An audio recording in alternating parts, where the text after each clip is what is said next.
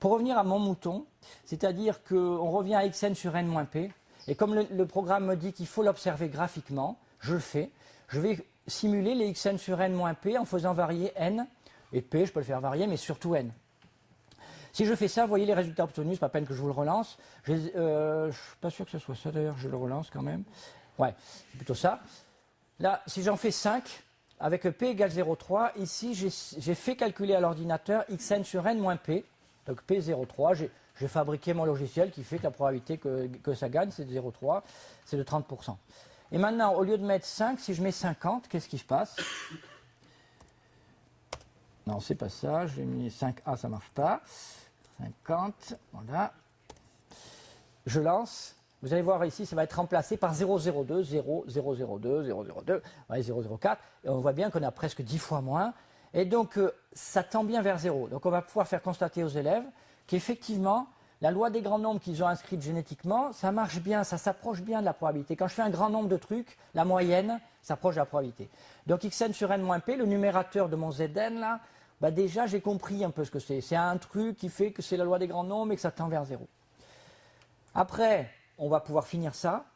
C'est-à-dire que maintenant, on passe au Zn avec toutes les précautions d'usage. C'est-à-dire que là, maintenant, on arrive là. Et là, c'est quand même ça. C'est-à-dire qu'en fait, on effectue n remises successives d'une loi de Bernoulli pour calculer un Zn et je relance 400 fois ça. Donc, il y a un truc à double tiroir là-dedans. Hein. Et ça donne ça. Donc, si je prends valeur de n 30, qui est une des valeurs admissibles pour ça, hein, puisqu'à partir de n supérieur à 30, on va pouvoir assimiler. Et je lance mon programme qui va calculer mes Zn. Alors pourquoi c'est intéressant? C'est parce que le facteur que j'ai mis devant, on voit que ça fait plus de forme indéterminée. Il y a un facteur qui tend vers 0, il y a un facteur qui tend vers l'infini. Quand je les multiplie, ça me donne des nombres. Et ces nombres, ils sont tous entre une valeur et une valeur. J'ai pris la valeur absolue pour simplifier, j'ai fait que la demi-courbe, mais je pourrais très bien les mettre les négatifs. Hein. Mais maintenant, j'observe les courbes qui sont celles des valeurs de la densité de la loi normale. Et l'élève, on pourra constater avec lui que ces valeurs, elles ont, même si je le relance, elles sont toutes entre 0 et 1,5, parfois très rarement 1,8 ou 2. Et donc, je les ai stockées à droite, ici, là, à droite. J'ai réparti combien de valeurs qui sont obtenues entre 0 et 0,5, combien de valeurs entre 0,5 et 1, et je compte combien il y en a qui sont obtenues. Vous voyez? Et donc, à partir de ça, je vais pouvoir répartir mes Zn et montrer que ça a une forme. J'arrête parce que c'est long.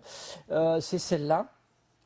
Ça, c'est tous les résultats obtenus de Zn. Et que la forme, vous voyez, la demi-courbe que j'obtiens de ce que je viens de faire, c'est une distribution. Donc, si je l'ai en entier, j'obtiens l'autre partie. Et c'est une distribution que je retrouve là. Et du coup, j'ai répondu à la commande du ministère qui était de dire que les Zn, graphiquement, ça approche une courbe et que cette courbe, celle-là, c'est celle de la loi normale.